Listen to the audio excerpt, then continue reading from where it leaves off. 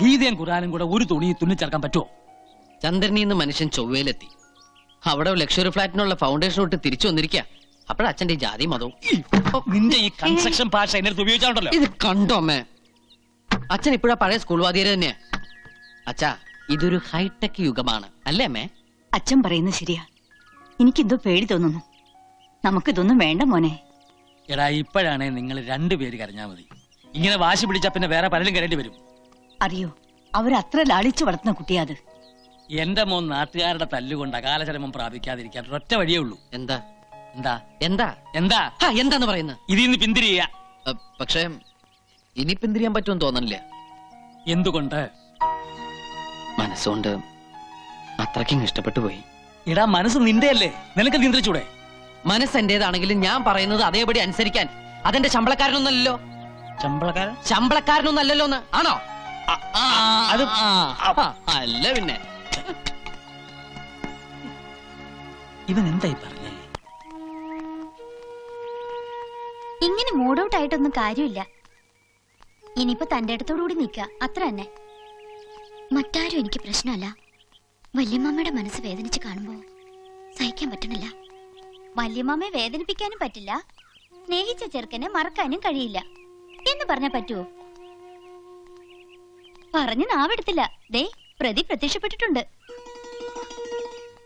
തട്ടം തലയിലിട്ടപ്പോഴാ മാളിയേക്കിലെ നച്ചിത്താത്തയായത്. എന്തേ മൂത്തൊരു വല്ലായ്മ? എനിക്കെന്തോ പേടി തോന്നുന്നു. എന്റെ നബീസു, ബിൽഡിംഗ് റൂൾ എല്ലാം നോക്കിയിട്ട് കെട്ടിടം പണിയാന്ന് വിചാരിച്ച് നടക്കോ? ആദ്യം കിട്ടിയ സ്ഥലത്ത് നമ്മൾ ഈ കെട്ടിടം പണിയുന്നു. ഞാൻ പോട്ടെ നബീസു, നിങ്ങൾ സംസാരിക്കേ. അതെ, അതാ എന്റെ ശരി. പേടിക്കണ്ടെന്നേ, അപ്രൂവൽ നമുക്ക് പിന്നെ വാങ്ങിച്ചെടുക്കാം. ബിൽഡിംഗ് റൂൾ എക്സംഷൻ സർക്കാർ പോലും അനുവദിച്ചിട്ടുള്ളതാ. നിങ്ങൾ പറയണതൊന്നും ഉമ്മക്ക് മനസ്സിലാവണില്ല. ഈ കോളേജ് കുമാരിയുടെ ഗ്രൂപ്പ് ഏതാ? സെക്കൻഡ്. അപ്പൊ സസ്യോളജി അല്ലെങ്കിൽ ജന്തുവോളജി. ഗാന്ധിജി അറിയോ? എന്തിനാ? അല്ല, പരിചയപ്പെടാൻ സാധ്യതയില്ല. അങ്ങനെ ഒരു മഹാത്മാവ് ജീവിച്ചിരിപ്പുണ്ടായിരുന്നു. വീരശൂര പരാക്രമികളായ ബ്രിട്ടീഷുകാരുടെ കയ്യിൽ നിന്നും ആ മഹാൻ നമുക്ക് സ്വാതന്ത്ര്യം വാങ്ങിച്ചത് എങ്ങനെയാണെന്ന് അറിയാമോ? തോക്ക് ചൂണ്ടിയിട്ടല്ല, പട്ടിണി കിടന്ന്. അതുപോലെ നമുക്കും ഒരു തോക്കില യുദ്ധം ആരംഭിക്കാം.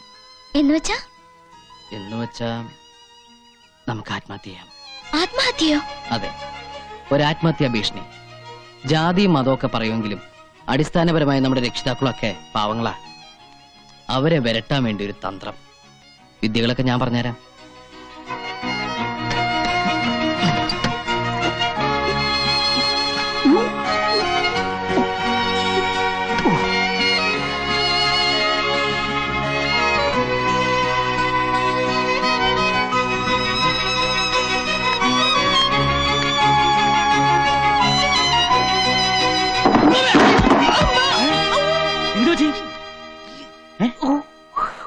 സ്റ്റൂള് തെറ്റി.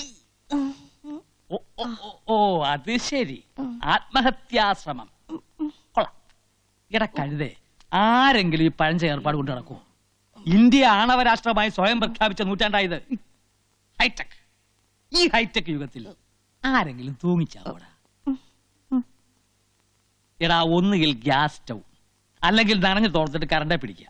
ഇനി ഇതൊന്നുമല്ല, വേദനയില്ലാത്ത മരണമാണ് ആവശ്യമെങ്കിൽ പൊട്ടാസ്യം സയനൈഡ്, ബി കോംപ്ലക്സ് പോലെ ഏത് മുറുക്കാക്കടലും കിട്ടും. കോക്കറി കാണിക്കല്ലേ. മനുഷ്യനോട് നടുവും തല്ലി വീണ് ചാവറായിട്ട് നിൽക്കുമ്പോഴാ മാതാമാഷൊരു പഠിച്ച തമാശ. അല്ല, നീ എന്തിനാ ഇത് ഇവിടെ തൂക്കിയത്? നിന്റെ മുറിയിലാവായിരുന്നില്ലേ? അവിടെ ആവുമ്പോ ആരും അറിയില്ല. അത് ഈ പർപ്പസിന് വേണ്ടി ഉണ്ടാക്കിയ റൂമല്ല. അവിടുത്തെ റൂഫിന് ഹൈറ്റ് ഇല്ല. റൂഫിന് ഹൈറ്റ് ഇല്ലാന്ന്. അച്ഛനും മോനും വീണ്ടും തുടങ്ങിയോ? കണ്ടില്ലേ മോന്റെ പുതിയ ഹൈടെക്? അയ്യോ, എന്താ ഇത്? നീ എന്തിനാ ഈ കുറുക്കിട്ടത്? ചുമ്മാ. ചുമ്മാതല്ല, നമ്മുടെ മോന് ഈ ഇടയായിട്ട് വേണ്ടാത്ത എന്തൊക്കെയോ തോന്നി തുടങ്ങി. കൂടോത്ര അറിയുന്ന മുസ്ലിംമാരെ അപ്പുറത്ത് അവരെന്തെങ്കിലും ചെയ്തു കാണോ? ഇനി കുട്ടിച്ചാത്തൻ ആരെങ്കിലും കൂടോത്രം ചെയ്യുവോ? എന്റെ ദേവി, ബാപ്പയും ഉമ്മയും മരിച്ചപ്പോ തലയിലാവുന്ന കരുതി സ്വന്തം കുടുംബക്കാർ പോലെ ഇട്ടെറിഞ്ഞു പോയതാ നമ്മളെ. എങ്ങനെയൊക്കെയോ ഇവിടം വരെ എത്തി. ഇനി ആ വീടിന്റെ കടം കൂടി തീർത്തിട്ട് വേണം നിന്നെ കെട്ടിച്ചയക്കാൻ. എന്തിനാ അതൊക്കെ ഇപ്പൊ പറയണേ? ഒരിക്കലും ഈ എത്തിയെ പോലെ ആവരുത്. നീ എങ്ങനെ രക്ഷപ്പെടണം. ആ ഗ്ലാസിങ് എടുത്തു തരുമോ?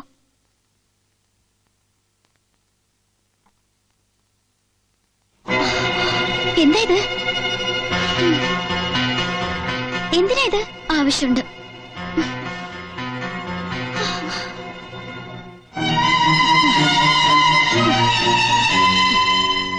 എന്താ ഇത്? മൂട്ടവിഷം. എന്റെ റബ്ബേ, എന്തിനാ ഇപ്പൊ മൂട്ടവിഷം? മൂട്ടയെ കൊല്ലാൻ. അതിനീ പോലെയുള്ള മൂട്ടയില്ലല്ലോ. എന്റെ പടച്ചോനെ, വല്ല ഇബിലിസോ ജിന്നോ എന്റെ മോളുടെ മേത്ത് കൂടിയാ. നിന്നോട് ആരാ പറഞ്ഞതൊക്കെ ചെന്ന് പറയാൻ? എന്താ മോളെ ഇത്? ഓള് ഇനി എന്തെങ്കിലും കടുങ്കൈ ചെയ്യുമെന്നോ എന്റെ പേടി. എത്ര നേരം ഒന്ന് വെച്ചിട്ടാ കാവലിരിക്കുക? പിന്നിപ്പോ എന്താ ചെയ്യുക? അരുതാത്ത ബന്ധത്തിന് സമ്മതം മൂളാനോ? ഓളിപ്പോ എന്തെടുക്ക? ഭക്ഷണം കഴിച്ചോണ്ടിരിക്കുക. ഭക്ഷണം കഴിക്കുവാണാ? അതിലിനി വിഷം കലർത്തിയിട്ടുണ്ടാ? അത് ഞാൻ പരീക്ഷിച്ചു. എങ്ങനെ? അതിന്ന് കുറച്ചെടുത്ത് ആദ്യം മൂസൂട്ടിക്ക് കൊടുത്തു. എന്റെ അല്ലോ, വിഷം പരീക്ഷിക്കാനാണ് നമ്മളെ പാലൂട്ടി തീറ്റിച്ചത്. വിഷം അകത്ത് എന്നാലും ചാവാത്ത ചെയ്താനായത് വിശ്വസിച്ചൂടാ.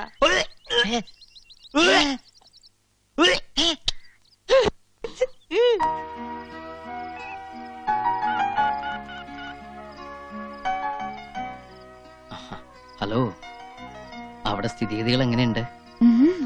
വല്യമ്മാമ്മയും കുഞ്ഞമ്മാമ്മയും എല്ലാവരും എത്തിയിട്ടുണ്ട്. ഇവിടെ ശരിക്കും ഏറ്റു. ആഹാ, ഇവിടെ ചീറ്റി. പക്ഷേ ഇതിന്നൊരു സത്യം എനിക്ക് മനസ്സിലായി. എന്താ അത്? അച്ഛൻ 100% എന്റെ അച്ഛൻ തന്നെയാ. ഒരു കലർപ്പുമില്ല.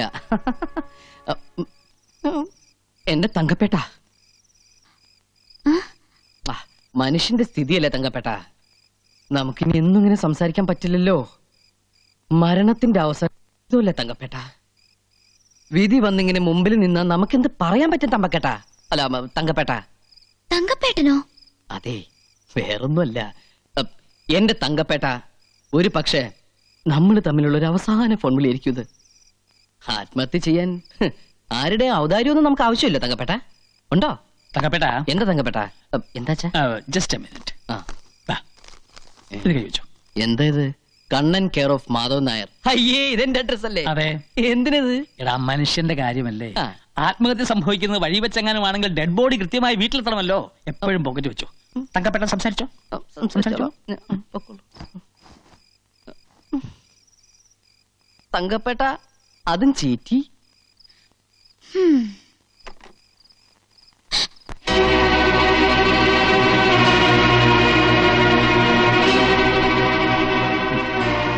വലിയ സൂത്രക്കാരിയായി പോയി അല്ലേ? വളർന്നു, നമ്മുടെ മോൾ ഒരുപാട് വളർന്നു.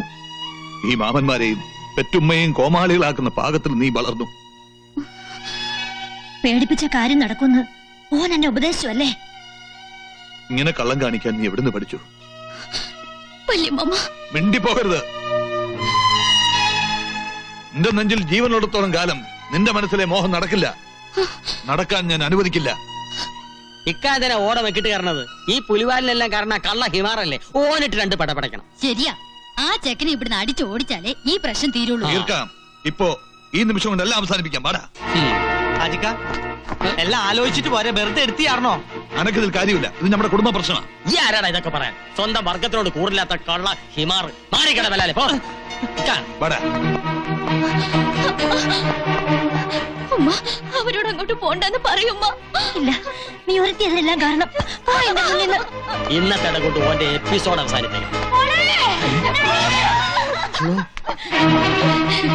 എന്താ എന്നോട്ട് ഈ കാണിച്ചത്? ഈ ഉമ്മയോട് നീ എങ്ങനെയാണോ മോളെ വാശി തീർക്കുന്നത്? എന്റെ പടച്ചോനെ, ഈ സമയം കളയാതെ അവരെ ഇങ്ങോട്ട് വിളിക്കേ. എന്താ? എന്തു പറ്റി? എന്താ മോളെ ഇത്? ഞാനൊരു സൂത്രക്കാരിയല്ല വല്യമ്മ. ആരെയും കോമാളിയാക്കാനും അല്ല. എനിക്ക് അയാളെ ഇഷ്ടാണ്. അത്രയ്ക്ക് ഇഷ്ടാണ്. മരിച്ചു കാണിച്ചാലെങ്കിലും വിശ്വസിക്കുമല്ലോ. മോളെ, മോളെ.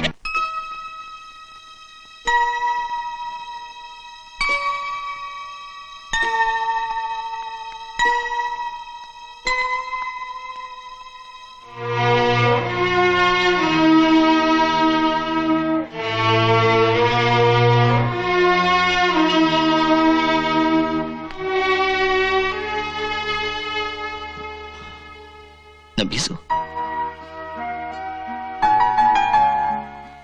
നബീസു,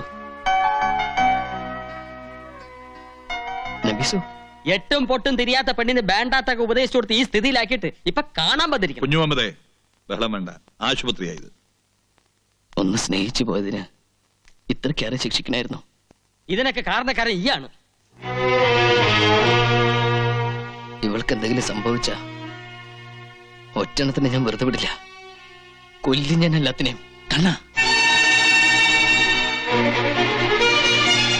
വേണ്ട, ഒന്നിച്ച് ജീവിക്കാനല്ലേ നിങ്ങളുടെ മതത്തിന്റെയൊക്കെ സമ്മതം വേണ്ടു. ഒന്നിച്ച് മരിക്കാൻ ആരുടെ സമ്മതം വേണ്ടല്ലോ.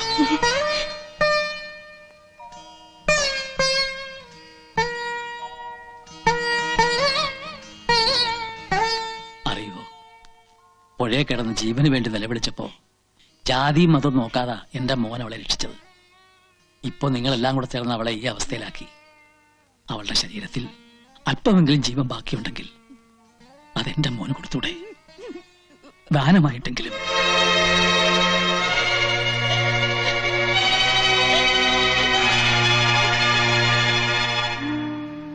സ്നേഹിച്ചതിന്റെ പേരിൽ ഒന്നിനെ കുരുതി കൊടുത്തു വന്നവരാണ് ഈ അച്ഛനും അമ്മയും. ഇനി ഒന്നേ ഉള്ളൂ, അതിനെ കൂടെ.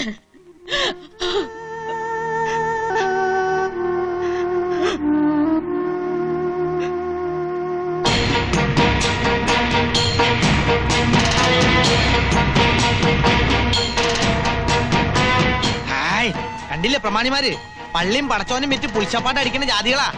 ഇതൊക്കെ നമ്മുടെ കുഞ്ഞുമക്കാന്റെ ആൾക്കാരെന്നെ.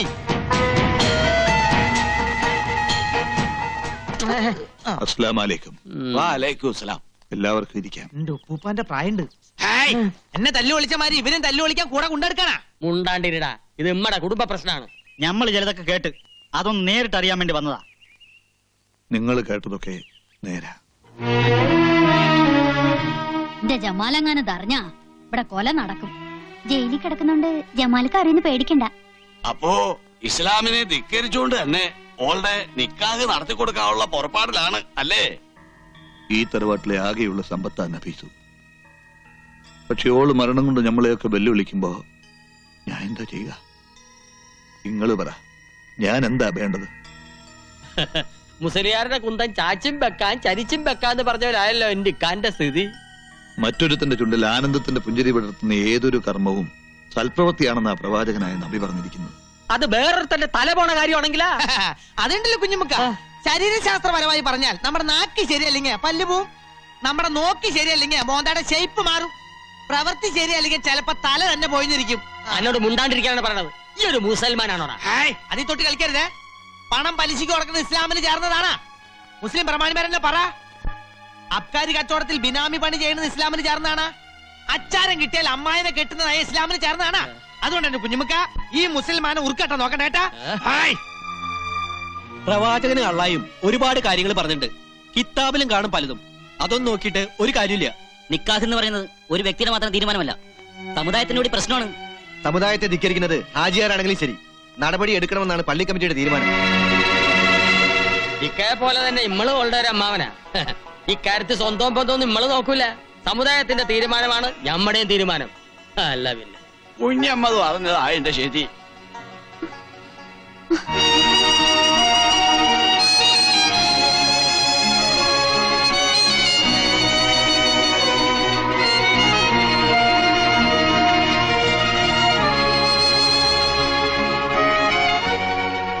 മതത്തെയും ആചാരത്തെയും എതിർക്കുന്നതല്ല, എതിർത്താൽ ഈ തറവാട്ടിലൊരു ദുരന്തം. അറിഞ്ഞുകൊണ്ടൊരു തീരാ ദുഃഖം ഏറ്റുവാങ്ങാനുള്ള മനക്കരുത്ത് എനിക്കില്ല. ഓർക്കൊരുമിച്ചാലേ പറ്റുള്ളൂവെങ്കിൽ ഒറ്റ മാർഗമുള്ളൂ, ഓൻ ഇസ്ലാമാകണം. ഈ നാട്ടിലെ ഇസ്ലാമികളെ ഏറെ ബഹുമാനിക്കുന്ന വ്യക്തിയാണ് ഹാജിയാർ. ആ ഹാജിയാരുടെ കുട്ടിയെ ഒരു ഇന്ത്യച്ചക്കൻ തട്ടിക്കൊണ്ട് പോവാന്ന് വെച്ചാ ഓന്റെ വീട് നമ്മൾ ചുട്ടുകരിക്കും. അതിന്റെ ഒന്നും ആവശ്യമില്ല. അങ്ങനെയൊന്നും ഒരു ഇസ്ലാമിന്റെ നിയമത്തിലും പറഞ്ഞിട്ടുമില്ല. എന്ത് ചെയ്യണമെന്ന് നമുക്ക് ഒന്നുകൂടി ആലോചിക്കാം. ആലോചിക്കാനൊന്നുമില്ല. ഇസ്ലാം ആവണമെന്ന് പറയുമ്പോ തന്നെ ഓൻ ഈ ബന്ധം വിട്ട് വേറെ പെണ്ണിനെ നോക്കുള്ളൂ. അടയും ചക്കരയും പോലെ അല്ലേ? ഒന്നിച്ചേ പറ്റുള്ളൂ എന്നുണ്ടെങ്കിൽ ഓൻ മതം മാറി നമ്മടെ ജാതി ചേരട്ടെ. ഞാൻ റെഡി.